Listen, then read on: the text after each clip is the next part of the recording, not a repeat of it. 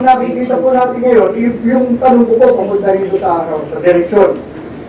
Nakikita po natin na ang dami ng isyong lumutang.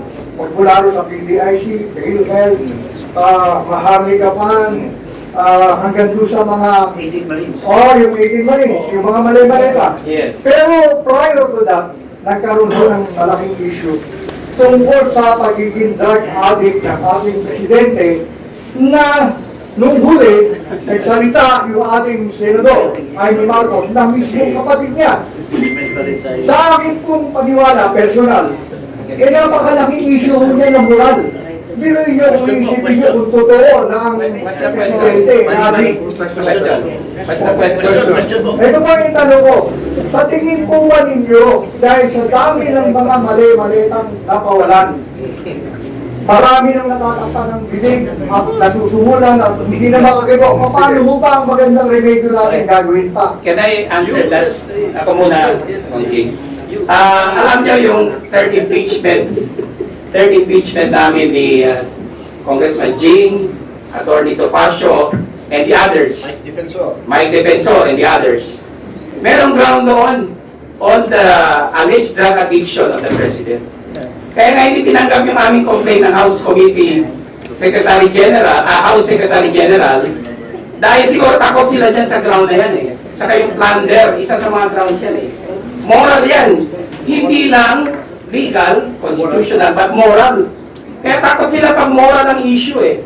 Now, itong maleta, andun din yan, yung plunder, which we cited Gutesa and Sandico, na pinatotohanan ngayon ng 18 Sundalo.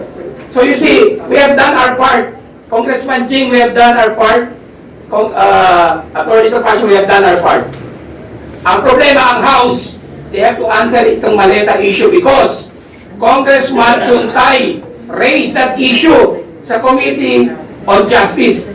Kaya doon, pinarule siya na out of order. Pero tama yun eh. Because baka ito, yung galaw nila ngayon ay they are prejudiced and biased against the Vice President because may link doon. I'm not saying that they are guilty, pero we raised that. Well, we have the same mind, sinabi na niya, pero I'll just add, no? Yung lahat na sinabi niyo po, with your question, ni-raise na po namin yan lahat ng issue. That's why we filed an impeachment complaint. Pero, dirty trick kami ng House. Una-una, they made it sure na yung magtatanggap ay absent ng bakasyon daw sa Taiwan. Yung kasunod niya, yung deputy, was also told not to accept it.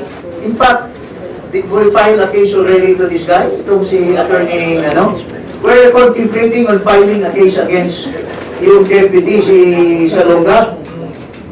Kasi hindi siya nagtanggap ng impeachment complaint namin.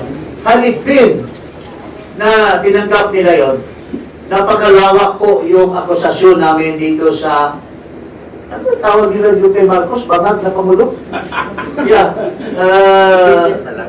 So, mayroon po talaga na complaint kami citing all ng mga lahat ng kabulastugan ni Marcos Jr. po. Pero ang inintindi nila yung kay BP Sara. Pero doon sa complaint against Marcos na pinayag ng bayan muna na mayroon naman ding laman, wala daw substance. So, yun po ang imbalance. Yun po ang tinatawag nating pamulitika lamang. To protect Marcos, who is being accused of so many crimes by Saldico, by the 18 Marines, versus an allegation na pinagwala ng base ng COA against the Vice President na napaka-pranggot lang 125 million versus billions of billions na sinasabi ni Saldico na tinanggap ni Marcos Jr. Yun po. Thank you. Okay, nga pala, may naalala lang ako. Ang tawag na pala ng ibang tao kay Representative Luis Tro is Representative Necessity. Because necessity knows no law. Baka natin makalimutan yung issue ng confidential funds.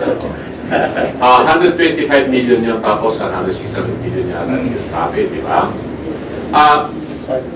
Yung iba. Yes. Immaterial yung sa DepEd, no? Dahil hindi naman impeachable official yung Secretary of Education.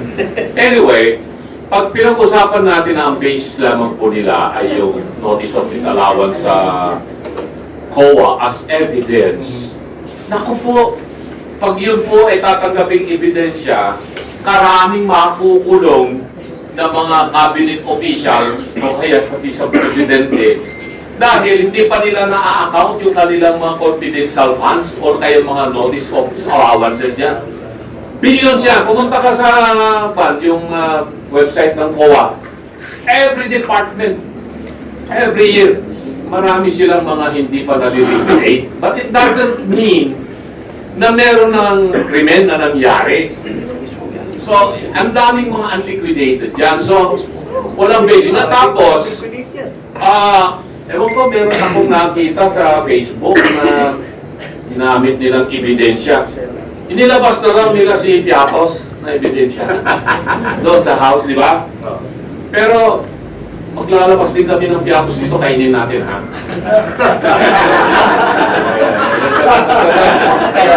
Hindi ito ebidensya. Pagkilenta kasi, ang kantasal lang yung binibigay nila sa kamuning, eh.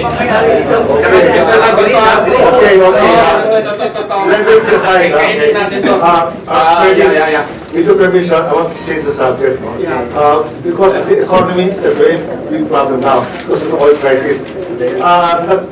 Binigyan ng Presidente ng emergency power. Kaya anong inyong recommendation sa Presidente? On how to address the oil crisis? Well, una-una, there's no need for an emergency power. Kasi, nasa poder na ng Pangulo yan eh, to address the crisis on oil.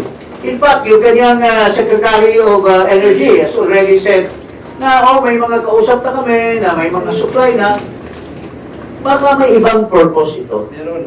Infrastructure yan. Mayroong mga iba na namang maniobra ito si Marcos. Alam mo, he always have so many dirty tricks in his kilikili. So, these are all alibis na ano. Kaya na-alarm ang mga tao. Una-una, this is too late. Because nung una pa lang na nagabot yung gera, reverberating effect na kagad yung mawawalan tayo ng oil. Pero sinasabi ni Marcos, 60 days ang reserve natin. Bakit wala pang 30 days nagtaasa na ang mga presyo? So, napaka-hentik niya na Pangulo, hindi niya na-address yung pagsamantala ng mga oil suppliers.